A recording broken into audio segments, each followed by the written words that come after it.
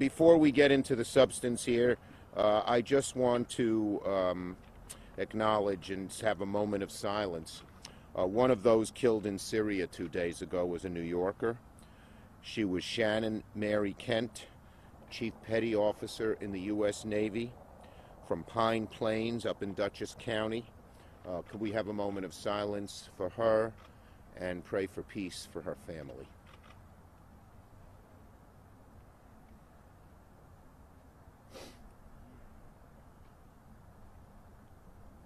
And second, before we get into the substance here, I want to acknowledge, since I've become minority leader, I have police from Washington, Capitol Police, who keep me safe. I do get some threats here and there. One of them is Larry Adams. And Larry Adams was raised here in Co-op City, not at this portion, the portion across the highway. He went to PS 180. He went to St. Raymond's, and now he's doing a great job as a police officer. And I want to salute his dad, Larry Adams Sr. Raise your hand, Mr. Adams, who is obviously a veteran. I can't see his hat. And raise your hand, Larry. Are you allowed to raise your hand to police elections? Okay, so I thank both of them for their good work with us. And I want to thank our elected officials here, Senator Bailey, Jamal Bailey. Is he here? Nope. Assemblyman Benedetto, I didn't see him. Councilman Yoni, he's not here. Councilman King. And Senator Shelley Mayer. None of them are here. They're all on their way, but I'm starting because I'm early. And also, I want to acknowledge, yes, and Councilman King, of course. I know Councilman King for a long time, but I announced you already. There you go. Okay, I thought I left somebody out. I also want to acknowledge our borough president, who's been very active in this issue, known affectionately as Junior, Borough President Ruben Diaz Jr., who couldn't make it. Now, what are we here today to talk about? A great project to establish a new rail line to serve transit-starved communities in the East Bronx, west parts of Westchester, and the South Bronx. The new line would be operated by Metro North, but on existing Amtrak tracks. This was never possible until the East River Tunnel. The new East Side Access East River Tunnel is built, and I helped get the money for that over the years, billions of dollars, creating thousands of jobs, and it's going to be finished, I think, by 2022. But once that happens, we have the tunnel capacity under the East River to expand rail capacity. And we all know in New York, mass transit is our lifeblood. The better the mass transit, the easier it is for people to get jobs, the more good-paying jobs come here, and the better it is for New York's prosperity. So while at the same time we have to redo our existing subway system, we can't stop planning to expand subways. In New York, mass transit hasn't been expanded very much except for the Second Avenue line in a very long time. In London, in Paris, in Los Angeles, in Atlanta, in so many other big cities, it is being expanded. And we have to do that as well, which means you got to plan way in advance. And that's what we're doing here. So the existing East River Tunnel, which is being rebuilt and repaired as a cornerstone of this effort, will massively reduce the commuting time for places like Co-op City, for places like the east part of Westchester, for places like the South Bronx. And every community, from the South Bronx and Morrisania to Pelham Park, Parkchester, all the way up to New Rochelle, would benefit. The good news is we have existing tracks. The existing tracks are owned by Amtrak, and they would be turned over to Metro North, which would run the new mass transit. And this has the support of Ruben Diaz, as I mentioned. It also has the support of County Executive Latimer and scores of others. Why? It's the best way to bring people to jobs. And you know, what the studies show is the #1 reason people don't have jobs or good paying jobs is lack of transportation to get to those jobs. And this helps solve it. In New York, mass transit's the key to everything. Penn Station access is a simple but radical proposal. It builds 4 stations along Amtrak's existing Hellgate line. One at Co-op City, one at Morris Park, one in Parkchester, Van Nest, and Hunts Point. And this is where it would go in the Bronx, but it also goes all the way up to New Rochelle. They use the new tunnel, and here they come, and they end up at Penn Station in the heart of where a lot of the new jobs are created in New York. We create a 1-seat train ride for Westchester, the East Bronx, the South Bronx. Greater job opportunities, greater reverse commuting opportunities, everything. So mass transit development is community development and jobs. So this project's basically a no-brainer. You don't have to build new tracks. The tunnel's being built anyway. You just utilize existing resources in a new way. So now my job as a federal official, as senator from New York, is to get Amtrak to cooperate with Metro North and get this done. Amtrak owns the tracks, and they also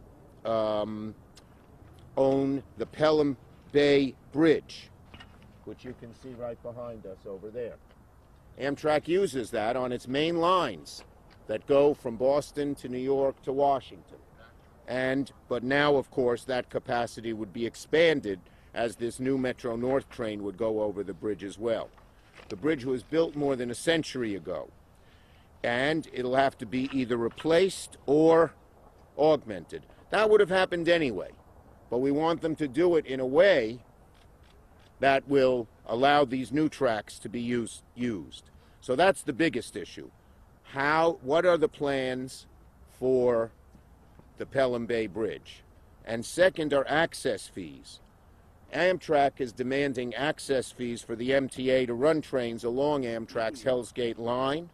Amtrak owns the tracks, but they're asking a whole lot of money that would make doing this not feasible. So again, I get a lot of money for Amtrak. Maybe it's leading defender in the Congress, and I'm asking Amtrak to step up to the plate. We don't have to iron out all the nitty-gritty details, but we need a basic MOU between Amtrak and the MTA, Metro North, very quickly, and then the MTA can begin the long process of designing the new tracks, figuring out everything that happens, and then eventually contracting out and building these things. Amtrak has to be more flexible. Amtrak has to not delay. Amtrak has to step up to the plate. So I am pushing Amtrak to do this and do it now. Okay? Now, this isn't occurring in isolation. MTA and Amtrak use a lot of the same railroad lines in greater New York, and they cooperate quite well. Why can't they do it here? I think it's just inertia. Right, Andy? Right, Andy? It's just inertia. My job is to push them in here to tell you and the people of the Bronx, Co-op City, and of Westchester, we're pushing hard, and hopefully we can get an agreement soon. Okay? Leaving anything out, Steve Barton?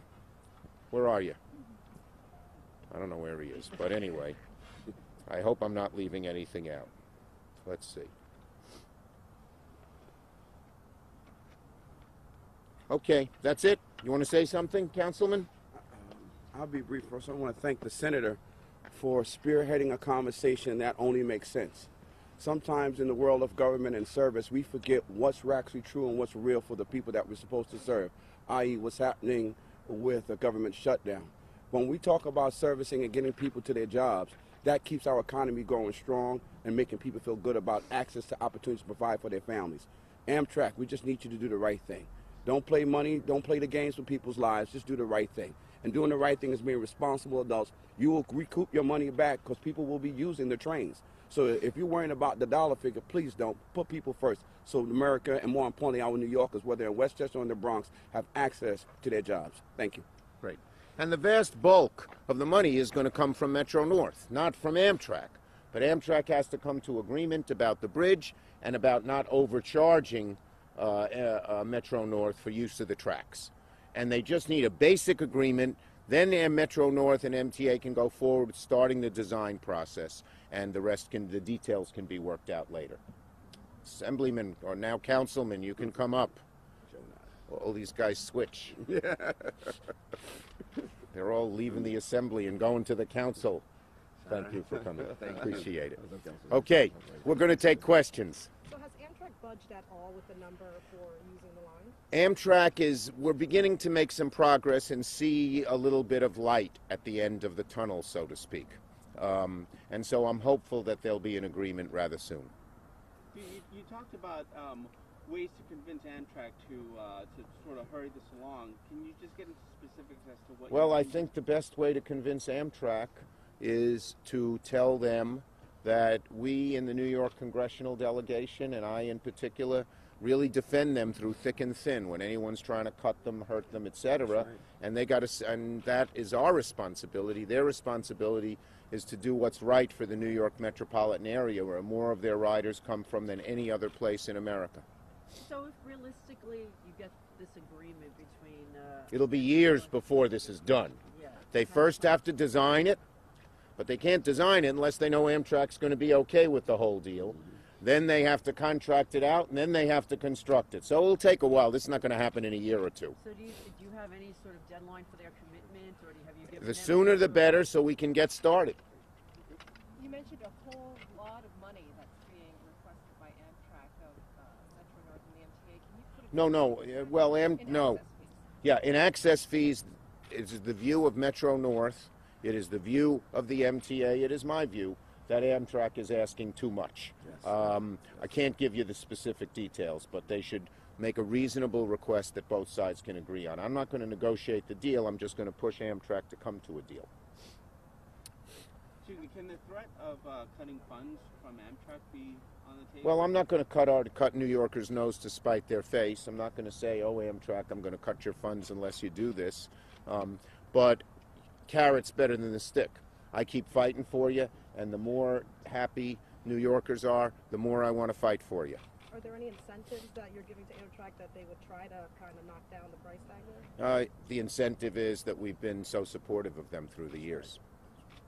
Senator, Okay. in terms of the shutdown, Okay, wait, are we finished with this subject? And then we will let the radio people ask a question. thank you. What are the Democrats doing? I mean, we hear a lot of criticism of the president. What are the Democrats We have put on the floor of the House and tried to get passed in the Senate the bills to open up the government that were designed by Republicans. In other words, the 7 bills that we put on the floor were put together by our Republican senators and voted on, passed the floor of the Senate 92-6, so an overwhelming majority of both parties. And all we're saying, I have 3 words on this fight to President Trump, Mitch McConnell, and Leader McCarthy. Open the government. We can have all the disputes we want, and we do, on what is the best for border security. Both sides are for border security. But don't use 800,000 innocent federal workers, some of whom live right here.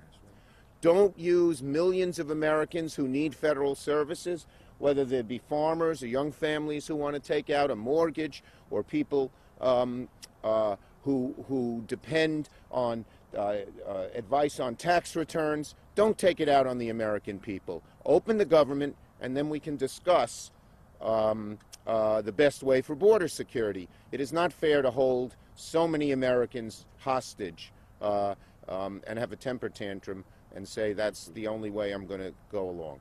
What are the Democrats willing to give? We are willing to give the Republican plan. Yes, Senator, Mayor. do you have any response to or reaction to the BuzzFeed article alleging what Cohen was apparently told by Trump? I mean, Look, yeah, I've seen the article, and if it's accurate, I would say this. I would say that it means that the Mueller investigation, all the more reason, has to proceed unimpeded. No one should interfere with it. And when the nominee for Attorney General, Mr. Barr, came before us, he gave vague generalities that he wouldn't interfere. But this means he's got to make those assurances very specific and unequivocal. Senator, yesterday the mayor explained a dire situation, saying that come March 1st, if the shutdown continues, millions of New Yorkers will lose the ability to pay for their food for their families. How do you plan on helping them? Open the government. We are willing to accept what the Republican Appropriations Committee drafted to open the government. It has passed the House. It should pass the Senate. That's the way to solve the problem. Have you reached out to the mayor or the governor to figure out a plan? I've talked to them regularly, but we hope we can get the government open before that. And does this appropriation measure, what does this include as far as the It funds the whole rest of the government. No, but anything for the wall? On Homeland Security, we just do last year's bill for a short period of time while we debate that, but open up all the rest of the government. But there's nothing in there about the wall. No, that would be debated afterwards after we open up the government. Some are for it, some are against it. Last question. Have you noticed anything? Last question. Have you noticed anything, though, in the last couple of weeks with your Republican colleagues as to whether there is any kind of Yes. the BuzzFeed article last night, whether there is any kind of a shift in their sentiment and their thoughts about President Trump, that maybe there is actually something there? Okay, what we did see, I put on the floor in the Senate, and it was put on the floor of the House to not reduce the sanctions on Deripaska, who is one of the Russian oligarchs close to Putin. It got 11 Republican votes in the Senate. That wasn't quite enough to get to the 60, but it got over 100 Republican votes in the House. So I think that our Republican friends are beginning to realize that they have to be tougher on the president when it comes to Russia. Even on the issue of the shutdown, a good number of Republicans were willing to sign a letter, 10 so far in the Senate, doing what I said, open the government and then debate border security. So we're making some progress, I think and hope. Thank you, everybody. That's it.